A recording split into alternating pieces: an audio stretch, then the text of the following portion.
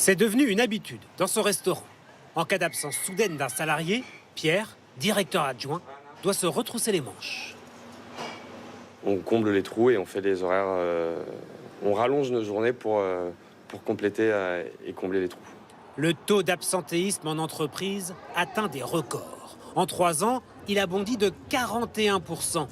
C'est même plus 50% pour les moins de 30 ans, des jeunes actifs, plus souvent en arrêt maladie.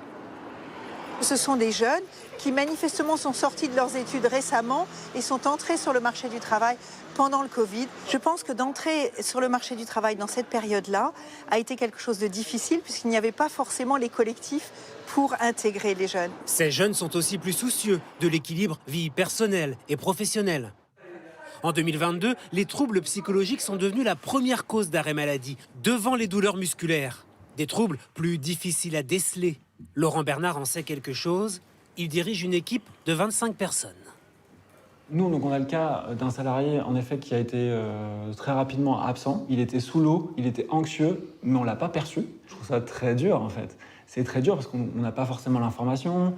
Comme dans beaucoup d'entreprises, après la pandémie, la plupart des employés ont conservé une part importante de télétravail. Le salarié qui a fait ce qui ressemble à un burn-out était donc seul, chez lui. Laurent Bernard en est persuadé, s'il avait été présent dans les locaux, les choses auraient été différentes. Ça se passe par des petits ressentis. Comment tu sens le matin? Est-ce que la personne elle baisse les épaules? Il n'y a rien qui remplace ça, et même plus que ça, c'est une force de pouvoir se voir tous les jours, avoir cet échange-là. Depuis, dans cette PME, le télétravail est limité, 1 journée par semaine maximum. Le confinement a changé le monde de l'entreprise, actuellement en pleine mutation.